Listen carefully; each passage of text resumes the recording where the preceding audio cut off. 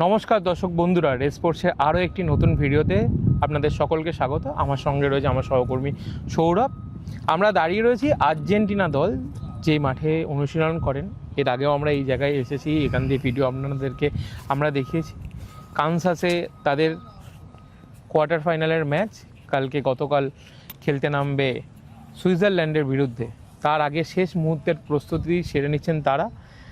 আমরা যেটা দেখলাম আজকে, প্রতিদিন যেই জিনিসটা আমরা বারবার দেখে থাকি, মেসি তার একটা যে কোর গ্রুপ, সেই গ্রুপের সাথে সমস্ত সময় টাইমটা কাটায়।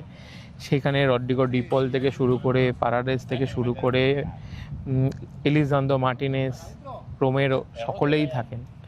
কালকের ম্যাচের আগে শেষ মুহূর্তের অনুশীলন এবং কি হতে চলেছে কালকের ম্যাচের প্রথম একাদশ, সেই সমস্ত কিছু নিয়েই আজকে কথা বলে নেবো সৌরভের সাথে। সৌরভ, আজকে যে অনুশীলনটা দেখলে, তার আগে তিনজন আমাদের মিডিয়ার সাথে কথাও বলেছে, সেটা আমাদের রেসপন্সের পর্দায় যাবে। কিন্তু অনুশীলন যেটা দেখলে আজকে, রোমেরো, এলিজান্দ্রো মার্টিনেজকে দেখে কি মনে হচ্ছে? কেন রোমেরো পরপর দুটো ম্যাচে গোল করে যেভাবে দলকে সমতায় ফিরিয়েছে, তারপর মেসি যেভাবে প্রতিদিন রেকর্ড ছাপিয়ে যাচ্ছে, আর কোনো রেকর্ড নেই যে রেকর্ডটা ভাঙার আছে।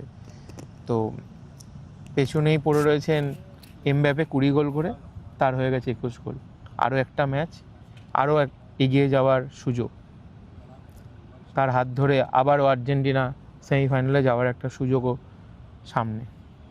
কি বলবে? মেসিদের প্র্যাকটিসে এসে প্রথম কথা, মানে এইসব রেকর্ড এইসব মাথায় রেখে আমার মনে হয় না ও খেলতে নামবে। আর এমবাপ্পের যে কথাটা বললে, এমবাপ্পে একটা উঠতি তারকা, এখনও সে সামনে 3টে বিশ্বকাপ খেলবে। তার গোল সংখ্যা 30 কেন 35ও হয়ে যেতে পারে, 2টো বিশ্বকাপ তো খেলবেই। তো 30-35-এ গিয়ে তার গোল সংখ্যা ঠেকবে, তিনি যেভাবে শুরু করেছেন আর কি। সুতরাং কম্প্যারিজনের দিকটাই আমি যাচ্ছি না। তবে হ্যাঁ, অবশ্যই এই বছর মেসি যেগুলো করছে সেগুলো মানে জাদু বলের থেকে কোনোটাই কম নয়। লাস্ট বিশ্বকাপে 7 গোল বা 8 গোল, এক্স্যাক্টলি আমার মাথায় আসছে না এই মুহূর্তে। এই বিশ্বকাপে 8 গোল হয়ে গেছে। এখনও 2টো ম্যাচ বাকি। যদি কোয়ার্টার ফাইনাল জিতে, সেমিফাইনাল, ফাইনাল 3টে ম্যাচ টোটাল পাবে। কোথায় গিয়ে থামবে এটা এখন বলা যায় না। তবে রেকর্ডের কথা মাথা রেখে মেসিরা খেলবে না। আর রোমেরো বা অন্যান্য যেসব কথাগুলো বললে, দেখো সত্যি কথা বলতে কি, আর্জেন্টিনা টিমকে দেখে আমার ভালো লাগছে না। মানে প্র্যাকটিসে চনমনে কোনো সেই সব নিয়ে কোনো ডিস্টার্ব নেই, কিছু নেই, কিন্তু ম্যাচে গিয়ে কোথাও যেন তাল হারিয়ে ফেলছেন তারা। কেপে ভার্দের সাথে 3-2 জিতেছে, আগের ম্যাচটাতেও 3-2 জিতেছে। যতই বিতর্কিত থাকুক, আর্জেন্টিনা জিতেছে। সুতরাং এটা নিয়ে আমাদেরকে কথা বলতেই হবে। এখন অন্য বিষয় নিয়ে কথা বলতে আমরা পারবো না, কারণ কালকে কোয়ার্টার ফাইনালে মিশর আর আসবেও না খেলতে, আর্জেন্টিনাকেই খেলতে হবে। কিন্তু এই যে গ্রুপটা এনজয় করার ব্যাপার, বা ফুটবলটাকে তারা মানে সাধারণত আমরা প্র্যাকটিসে এসে দেখি যে মেসির সাথে খোঁজ মেজে যে গল্প করছে, ওর সাথেই পিছনে লাগছে কেউ। আগের দিন আমরা দেখছিলাম যে মেসিকেও গাল টিপে দিচ্ছে। আমরা তো মানে কোচবিনকালে ভাবতেও পারতাম না, এটা যদি রোনাল্ডো হতো কী হতো বলো তো। রোনাল্ডোর গাল টিপে দিচ্ছে পর্তুগাল প্র্যাকটিসে নুনো মেন্ডিস। তুমি ভাবো, হ্যাঁ হতেও পারে, মানে হতে পারে কেন, হয়তো হয়ও, আমাদের হয়তো চোখে পড়ে না। বাট দেখে যত সেরকম তো মনে হয় না রোনাল্ডোকে। বাট মেসিদের প্র্যাকটিসে এই খোঁজ মেজাজটা সারা জীবনই থেকে এসছে, আমি যতদিন দেখে এসেছি আর কি। এটা অস্বীকার করার জায়গা নেই। তবে হ্যাঁ, স্কালোনিকে একটু তার ডিফেন্স নিয়ে কাজ করা উচিত, ভাবা উচিত। মানে ডিফেন্ডার রোজ গোল করে জেতাবে এটা তো হয় না, মেসি রোজ গোল করে জেতাবে এটা তো হয় না। অন্যান্যরাও টিমের অবভিয়াসলি তারা পারফর্ম করার জায়গায় তাদের নিজেদেরকে নিয়ে আসতে হবে, কারণ এখান থেকে আর পিছনে যাওয়ার অপশান নেই, সেকেন্ড অপশানের কোনো অপশান নেই, সেকেন্ড পথের কোনো অপশান নেই। ম্যাচ যেতো, সেমিফাইনালে যাও, সেখানে ইংল্যান্ড, নরওয়ের মধ্যে যে জিতবে সে ওয়েট করছে বা করবে। অবভিয়াসলি তাদের খেলা এখনও হয়নি। তো সুতরাং পরিষ্কার কথা একটাই, ভালো ফুটবল উপহার দাও। যেটা 22 সালের ফুটবলের ধারের কাছে আর্জেন্টিনা নেই। যে গ্রুপটাকে আমরা 22-এ দেখেছিলাম, সেই গ্রুপটা আরও আমি প্রথম দিন এসে ভিডিওতে বলেছিলাম, 4 বছর বয়স কমে যাওয়া, বয়স বেড়ে যাওয়া, অনেক কমে তো যায় না, সেখান থেকে 4 বছর বেড়ে যায়, সেটা অনেক ফ্যাক্টর হয়ে যাবে। যত টুর্নামেন্ট এগিয়েছে এগুলো সবথেকে বড় ফ্যাক্টর হয়ে গেছে আর্জেন্টিনার জন্য অন্তত। কারণ কোর গ্রুপটাকে ধরে রাখার পরেও আমি ফ্রান্সের ফাইনাল যদি আমি দেখি, যে ম্যাচটা 22-এ শেষ হয়েছে, 4 বছর আগে যেখানে এই প্লেয়ারগুলো ছিল, একটা কাউন্টার অ্যাটাক 3-4 পাসের কাউন্টার অ্যাটাক খেলতো আর্জেন্টিনা, আগের দিনও খেলেছে একটা অসাধারণ, যেটা লাস্ট গোলটা হয়েছে সেটাও, কিন্তু একটু টাইম নিয়ে নিচ্ছে, উঠতে পারছে না, সেকেন্ড বল নেওয়ার লোক কমে যাচ্ছে। আমার থেকে টেকনিক্যালি নিশ্চয়ই লিওনেল স্ক্যালোনি অনেক বেশি সাউন্ড, সুতরাং আমি বলাতে তিনি কিছু করবেন না, কিন্তু অ্যাজ এ জার্নালিস্ট এগুলো চোখে পড়ছে, এই খামতির জায়গাগুলো থেকে যায়। আর্জেন্টিনার প্র্যাকটিস দেখে অন্তত 15 মিনিটস প্র্যাকটিস দেখে তো আমি মন্তব্য করতে পারবো না যে লিওনেল মেসির ফ্রি কিকটা ডান দিক দিয়ে ঢোকার থেকে বাঁ দিক দিয়ে ঢোকাটা বেটার ছিল, বা এর হেলথ এই কন্ডিশনে আছে ওই কন্ডিশনে আছে, এইগুলো আমার বলা উচিত নয়। হ্যাঁ, যেটা 15 মিনিট দেখেছি সেই 15 মিনিটটা এখানে ডিসকাস করতে পারি, দ্যাটস ইট, তার থেকে বেশি আমি কিছু করতে পারবো না। কিন্তু ম্যাচে তার প্রতিফলনটা কমে যাচ্ছে। আর্জেন্টিনাকে টিম হিসাবে যত আমরা প্র্যাকটিসে দেখতে পাই, মাঠে সেই রকম জিনিসটা দরকার। আশা করি সুইজারল্যান্ড ম্যাচ থেকে সেই জিনিসটাকে দেখতে পাবো, কারণ আর সময় নেই না হলে সমস্ত কিছুর জন্য। এবার আরও একটা কথা বলি, আমরা যখন আজকে আর্জেন্টাইন এই মানে অনুশীলনের ক্যাম্পটায় আসছিলাম, আমরা যে বাসটা করে আর্জেন্টিনা দল আমাদেরকে নিয়ে আসছিল, সেই বাসে আর্জেন্টিনার যত সাংবাদিক ছিল আচমকা এটা কেমন চিৎকার করে গান গেয়ে উঠলো। কারণ ওটা পরে আমি বুঝতে পেরেছি জিনিসটা, তুমি হয়তো বুঝতে পারোনি। কারণ আমি যখন এখানে প্র্যাকটিসে দাঁড়িয়েছিলাম, আমি দেখলাম 3 জন ব্রাজিলের রিপোর্টার এসছেন। তাদেরকে আমি জিজ্ঞাসা করলাম যে কী কেস, মানে তোমার দল হেরে গেছে, তুমি চিরপ্রতিদ্বন্দ্বীদের একদম প্র্যাকটিস কভার করতে এসছো ম্যাচডে -1 মেসিকে দেখতে। বলে না না, ওইসব কোনো কিছু নয়, আমরা তো এসছি ঠিক আছে, আমি ফুটবল ভালোবাসি, সেগুলো তো একটা দিকে, আমি হেলে মেসিরা হেরে যায়। আমি লাস্ট কবে এসছো, মানে মেসিরা হেরেছে, বলছে সৌদি ম্যাচে। সেটা তো 22 সালে। বলছে হ্যাঁ, সেই জন্যই তো এসছি আবার। তারপরে তো ব্রাজিল নিয়ে আমরা ব্যস্ত ছিলাম, আমরা ওখানে 22-এর পর হঠাৎ আমাদের মন খারাপ হয়ে গেল, এরম হেরে গেল তারা ইয়ের কাছে 22 ওয়ার্ল্ড কাপে, সেখান থেকে আমরা বাড়ি চলে যাই, সেখানে আমরা মেসিকে ফলো করিনি। তো আমরা এবার ডিসিশন নিয়েছি এত কাছে, যেহেতু আমরা অবভিয়াসলি এখান থেকে, অবভিয়াসলি অনেকেই জানে এটা, যে ইউএস থেকে ব্রাজিল, আর্জেন্টিনা, চিলি বা এই মহাদেশটা খুব কাছাকাছি, এবং এটা ডিরেক্ট ফ্লাইট, এবং কাতারের থেকে তো কাছেই, সুতরাং তারা ডিসিশন নিয়েছে তারা নাকি পরে এইসব কভার করে তারা একবারে যাবেন।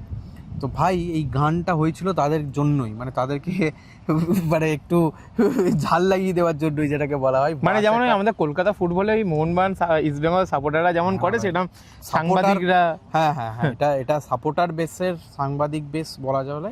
মানে কিন্তু ভাই মিথ্যা কথা বলবো না, গানটা 2-1 লাইন আমরাও গাইছিলাম, বা আমি গাইছিলাম অন্তত, ভাই আমার হেভি মজা লাগছিল, সেটা আলাদা ব্যাপার। এইসব এখানে শিখে গেছি, মানে আমি অনেকদিন ধরে, মানে আমরা সারাদিন রাত ওই গানটা কানের সামনে শুনে, ওই গানটা নয়, এটা একটা স্পেসিফিক গান, সে যাই হোক।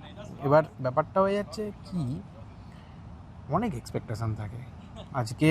মোটামুটি আমরা এখনও দাঁড়িয়ে আছি, এই লাইন এখনও দেখা যাচ্ছে, ওই যে বাস এখনও লাইন দেখা যাচ্ছে, এই লাইনটা প্রায় নিয়ার অ্যাবাউট 1 ঘন্টা ধরে এই লাইনটা আছে, জাস্ট বাসে করে ওইখানে ফেরত যাওয়া, যেখানে অবভিয়াসলি আমরা যেখান থেকে শুরু করেছিলাম মেসিদের প্র্যাকটিসে আসা, মানে সিকিউরিটি যেখানে হচ্ছে সেখানে অবধি, মানে বাইরে যাওয়ার আর কি, ঠিক আছে। এত মিডিয়ার চাপ, এত কিছু, এত সমস্ত কিছু বোঝা যায় যে হ্যাঁ, আমরা একটা বিশ্ব চ্যাম্পিয়ন দলকে কভার করতে যাচ্ছি। সেটা আমি আগের দিনও বলেছিলাম, আমি আজকেও বলছি, আমি এক ফোঁটাও আমি অবাক হইনি। এবং ব্রাজিল কেন, আমি পর্তুগালের রিপোর্টার দেখলেও বলতাম, জার্মানির রিপোর্টার দেখলেও বলতাম, যে কারো রিপোর্টার দেখলেও এটা আমি প্রথম থেকে প্রশ্ন করতাম, কেন এসছো, উচিত নয়, আমি তো ইন্ডিয়ান, আমি তাহলে কেন এসেছি। এই জন্যই এসেছি, ভালো ফুটবল বিশ্বকাপ সব জার্নালিস্টের স্বপ্ন থাকে ভাই, এগুলো কভার করা, আর লিওনেল মেসিকে কভার করব, এটা তো ভাই আমি নিজে দেখেছি।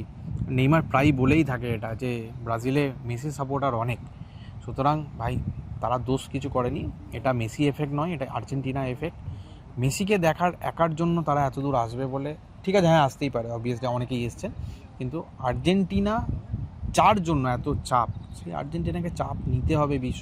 গোটা বিশ্বকাপটা খুব একটা ভালো ফুটবল তারা খেলেনি, মানে একতরফা ম্যাচ জিতেছে, কিন্তু তারপরে যখন নকআউট ম্যাচ শুরু হয়েছে তখন থেকে আর্জেন্টিনার চাপ কী জিনিস সেটা বুঝতে পেরেছে। কেপে ভার্দের সাথে, অবভিয়াসলি আমি ছোটো করে বলছি না, কেপে ভার্দে লাস্ট ম্যাচে মিশর, কোথাও গিয়ে তো মনে হয়েছে যে আর্জেন্টিনা বাদ হয়ে যাচ্ছে, মানে কেপে ভার্দে ম্যাচে না মনে হলো, মিশর ম্যাচে তো মনেই হয়েছে 80 মিনিটের পর ওই একটা ম্যাজিক 13-14 মিনিটের একটা অসাধারণ ফুটবল, অবভিয়াসলি স্পেল ফুটবল না থাকলে মানে এখানে আসতাম কিনা সন্দেহ, আমি হয়তো ওই ট্রিটা কভার করতাম, ফ্রান্স স্পেন যে সেমিফাইনালটা হতে চলেছে সেটা হয়তো কভার করতাম, হয়তো বা বুকিং আছে সেগুলো দেখে নিতাম ভাই, কিন্তু ওইটা হয়তো ছাড়তাম না, দেখা যেত সেটা, কিন্তু ওই আর্জেন্টিনা কোনো মতে আর কি অক্সিজেন সাপোর্টে বেঁচে আছে, সেটাকে ভাই নিজের পায়ে দাঁড়াতে হবে। এবার আর টুর্নামেন্টে পিছনে যাওয়ার সময় নেই, এত মানুষ, এত এক্সপেকটেশান।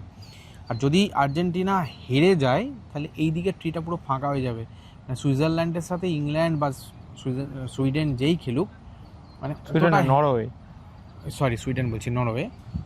আমি যদি আগেও সুইডেন বলে থাকি ক্ষমা করবেন, সরি, আমি গুলি ফেলেছিলাম। নরওয়ে বা ইংল্যান্ডের মধ্যে যেই উঠুক, মানে হাই ভোল্টেজ সেমিফাইনাল হবে না। কিন্তু যদি আর্জেন্টিনা ওঠে, ইংল্যান্ড ওঠে, ওদিকে ফ্রান্স, স্পেন, টুর্নামেন্টের সেরা 4 টিমের সেমিফাইনাল দেখবো। সেরা 4টে টিম উঠবে, তারপর দেখা যাবে। কি মনে হচ্ছে গত ম্যাচে, মিশরের ম্যাচে স্কালোনি অনেকগুলো পরিবর্তন করেছিল, মাঝমাঠে পারাদেসকে দিয়ে যে ব্লকিংটা করাচ্ছিল এবং যে বল ডিস্ট্রিবিউশনগুলো করাচ্ছিলেন, সেটা কি কালকে দেখা যেতে পারে? আমার মনে হয় না লিও পারাদেসকে দিয়ে তিনি শুরু করবেন, কারণ ওই যে আমি বললাম লিওনেল স্কালোনি খুব কম, এমন এই টুর্নামেন্টটা এক্সেপশনাল, এরকম বহু কম ম্যাচ আছে যেখানে তিনি সেম 11 নিয়ে মাঠে নামেন। কিন্তু আগের ম্যাচটা যদি কেউ দেখে থাকে, মানে অবভিয়াসলি দেখেইছে সবাই, কিন্তু পারাদেসকে যদি কেউ ফলো করে থাকে, তার কাজটাই ছিল বল কালেক্ট করো, বল ডিস্ট্রিবিউট করো, বল কালেক্ট করো, বল ডিস্ট্রিবিউট করো। তিনি মাঝমাঠের বাঁধুনি দেওয়ার জন্য নয়, মাঝমাঠটাকে খেলানোর জন্য, অবভিয়াসলি মাঝমাঠ চালনা করার জন্য লিও পারাদেসকে খেলিয়েছিলেন। আমার মনে হয় না এই ম্যাচে তিনি খেলাবেন। এই ম্যাচে আর্জেন্টিনা সম্ভবত একটু অ্যাটাকিং ফুটবল খেলবে, সেক্ষেত্রে থিয়াগো আলমাদাকে দিয়ে তিনি শুরু করতে পারেন। শুরু করাটা দরকার, কারণ ইউরোপিয়ান ফুটবল টিম এমনিতেই একটুখানি আর্জেন্টিনা ব্রাজিলের কাছে একটু কঠিন হয়ে যায়, কারণ তারা সারা বছর অবভিয়াসলি খুব কম ফুটবল খেলে এইসব দেশের সাথে। ইনফ্যাক্ট লাস্ট 4 বছরে, যেটা বলছিলামও আগে, যে একটা মাত্র ম্যাচ খেলেছিল ইউরোপিয়ান টিমের এগেনস্টে, সেটাই হয়তো বা ফ্যাক্টর হয়ে যেতে পারে। সেই জন্য আমার মনে হয় লিও পারাদেসকে হয়তো শুরু করাবেন না, হয়তো তিনি থিয়াগো আলমাদাকে দিয়ে শুরু করতে পারেন, আর রড্রিগো দে পল এবং ম্যাকালিস্টার, এটা শুরু হতে পারে। আর যদি একান্তই তার মনে হয়ে থাকে যে না, আমি মাঝমাঠে ব্লকার রেখে শুরু করবো, তাহলে তো পারাদেসকে দিয়ে শুরু করবেন, পারাদেস এবং রড্রিগো দে পল, সামনে ম্যাকালিস্টার। এনজো ফার্নান্ডেসকে হয়তো বা, আমি খুব অবাক হবো না যদি এনজো ফার্নান্ডেসকেও বসিয়ে দেওয়া হয়, কারণ তিনি যে ফর্মে আছেন, গোল করেছেন অবভিয়াসলি, কিন্তু তার ফুটবলটা অতটা, মানে খুব একটা তিনি ভালো খেলছেন না, এটা মানে বলতে খুব একটা দ্বিধাবোধ করা উচিত নয়। সেক্ষেত্রে হয়তো বা এনজো ফার্নান্ডেজকে স্যাক্রিফাইস করতে হতে পারে নিজের জায়গা। বাদবাকি আশা করি সেম 11 নেই তিনি নামবেন। আর সব থেকে বড় কথা, এমিলিয়ানো মার্টিনেজ ভাই ভালো লাগছে না। মানে যে মার্টিনেজ, জানি হাতে চোট আছে একটা, মানে তিনি এখনও পর্যন্ত অনেক কানাঘুষো আমি অনেক রিপোর্টারের থেকেও শুনছি আর্জেন্টাইন, কারণ কেন আমরা রিপোর্টারদের থেকে বেশি এগুলো জিজ্ঞাসা করি, তারা যে ভাষাটা বলেন, আমি সেই ভাষাটা শর্ট করে বুঝতে পারি না। তারা পর্তুগিজ বলছেন, কখনো কখনো স্প্যানিশ বলছেন, তো ভাই এটা তো আমার পক্ষে ডিরেক্ট বোঝা সম্ভব না অনেক সময়, সেই জন্য জিজ্ঞাসা করি, হেল্প নিই লোকের। এটা লজ্জার কিছু নয় এই জায়গাগুলোতে। সুতরাং তারাই বিভিন্ন সময়, এবার হ্যাঁ, মানে এমনও হয় যে অনেকে মিথ্যে বলে দিল, ডবল চেক করতে হয়, ক্রস চেক করতে হয়। কম লোকই মিথ্যে বলেন, কিন্তু বলেন ভাই, বলেন। আমাদের মতন শয়তান অনেকে আছেন, মানে কলকাতার রিপোর্টারদের মতন আমি শয়তান এরকম অনেক মানুষকে এখানেও দেখেছি, যে তারা লোককে অন্য পথে চালিত করেন। এমি মার্টিনেজকে নিয়ে যেটা বলছিলাম, এমিলিয়ানো মার্টিনেজকে অতটা ভালো লাগছে না, হাতের চোটটা হয়তো ভোগাচ্ছে। আগের দিন দুটো মিসজাজমেন্ট দেখেছি, চোখে পড়ছে এগুলো, মানে এমির থেকে এগুলো আশা করি না।